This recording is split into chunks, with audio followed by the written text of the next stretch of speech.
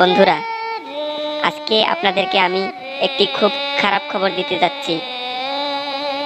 বাংলাদেশের যিনি হাসির সম্রাট ছিলেন আহসান আলী ভাদাইমা, সেই ভাই আজকে আর আমাদের মধ্যে নেই, মানে এই পৃথিবীতে আর নেই।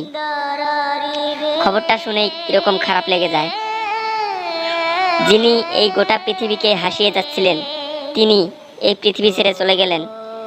আল্লাহর কি খেলা কেউ বুঝতে পারে না, কখন কাকে তুলে নিয়ে যায় বোঝা মুশকিল।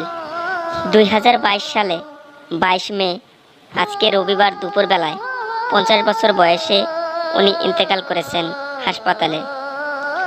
আসলে বর্তমানে ওনার 2 স্ত্রী, 2 ছেলে এবং 2 মেয়ে আছেন। তিনি টাঙ্গাইলের একজন সেরা ভাদাইমা ছিলেন। টাঙ্গাইলের বললে ভুল হবে, কেননা এই ভাদাইমা ভাই শুধু টাঙ্গাইলের ছিলেন না, গোটা পৃথিবীকে হাসিয়ে যাচ্ছিলেন। কিন্তু এর পরবর্তীতে আর এই ভাইয়াকে দেখা যাবে না। আহসান ভাই ক্যান্সার রোগে আক্রান্ত ছিলেন, এছাড়াও লিভারে পানি জমে গিয়েছিল।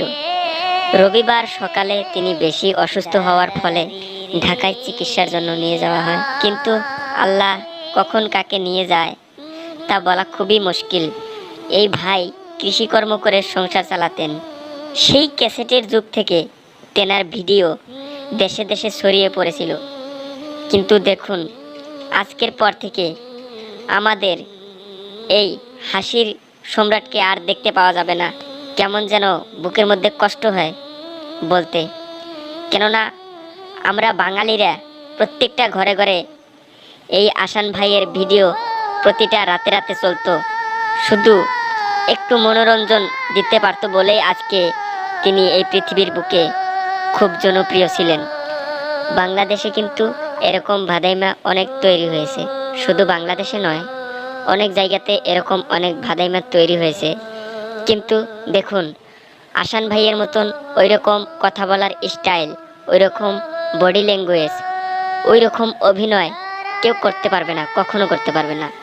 আল্লাহর কাছে এটাই বলি, এইরকম আহসান আলী যেন আরেকজন এই পৃথিবীতে আল্লাহ দিয়ে যায়।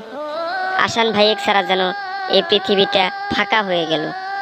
আমরা আর কার ভিডিও দেখব, আর কাকে নিয়ে হাসব, কার ভিডিও দেখে মজা নেব? কেমন যেন কান্নার বন্যা বয়ে গেল।